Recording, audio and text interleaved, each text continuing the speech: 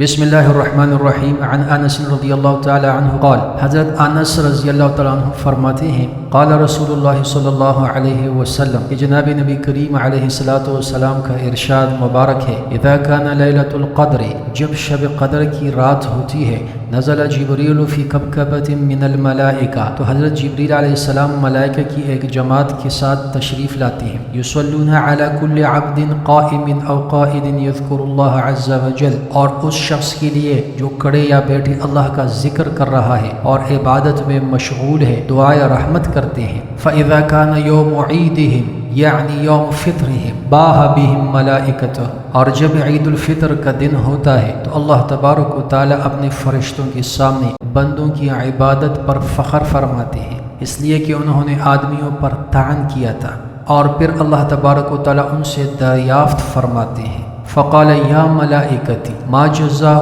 اجیر ووفى عملہ، کہ اے فرشتو اس مزدور کا جو اپنی خدمت پوری ادا کر دے کیا بدلہ ہے؟ تو فرشتے کہتے ہیں قالوا ربنا جزاؤہ ان یوفى اجرہ، وہ عرض کرتے ہیں کہ اے ہمارے رب اس کا بدلہ یہی ہے کہ اس کی اجرت پوری دے دی جائے۔ تو ارشاد ہوتا ہے قال ملائکتی عبیدی و امائی قضوا فریضتی علیہم، تو پھر ارشاد فرماتے ہیں کہ فرشتوں میرے غلاموں اور میرے باندیوں نے میرے فریضہ کو پورا کر دیا۔ ثم خرجوا یعجون الی الدعاء، پھر وہ دعا کے ساتھ چلاتی ہوئی عیدگاہ کی طرف نکلے ہیں، وعزتی مجھے میری عزت کی قسم، وجلالی مجھے میرے جلال کی قسم، وکرمی مجھے میری بخشش کی قسم، وعلوی مجھے میرے علو شان کی قسم، وارتفاع مکانی اور مجھے میری بلندی مرتبہ کی قسم، لأجیبنہم میں ان لوگوں کی دعاؤں کو ضرور قبول کروں گا۔ فیقول پھر ان لوگوں کو خطاب فرما کر ارشاد ہوتا ہے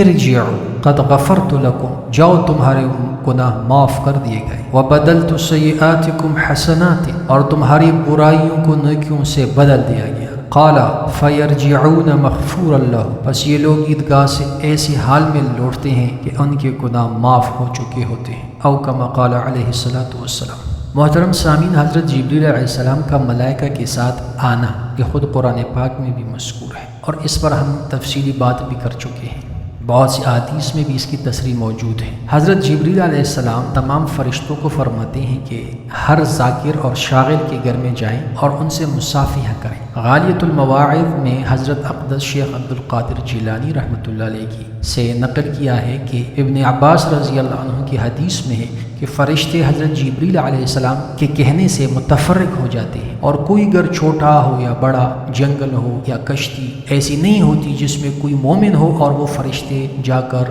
مسافیہ کرنے کے لیے وہاں نہ جاتے ہوں، لیکن اس گھر میں داخل نہیں ہوتے جس میں کتا ہو یا سور ہو یا حرام کاری کی وجہ سے کوئی جنوبی آدمی ہو یا کوئی تصویر ہو۔ اگر یہ چیزیں جس گھر میں ہو تو وہاں وہ فرشتے داخل نہیں ہوتے۔ اب دیکھیں کہ مسلمانوں کی کتنے گھر ایسے ہیں جن میں خیالی زینت کی خاطر تصویریں لٹکائی جاتی ہیں، اور اللہ کی اتنی بڑی نعمت اور رحمت سے اپنے ہاتھوں اپنے آپ کو محروم کرتے ہیں۔ تصویر لٹکانے والا ایک آدھا ہوتا ہے، مگر اس گھر میں رحمت کے فرشتوں کے داخل ہونے سے روکنے کا سبب بن کر سارے ہی گھر کو اپنے ساتھ محروم رکھتا ہے۔ اللہ تعالیٰ ان گناہوں سے ہمیں محفوظ فرمائے۔ وآخر دعوانا ان الحمد للہ رب العالمین رب العالمین رب العالمین رب العالمین رب العالمین رب العالمین۔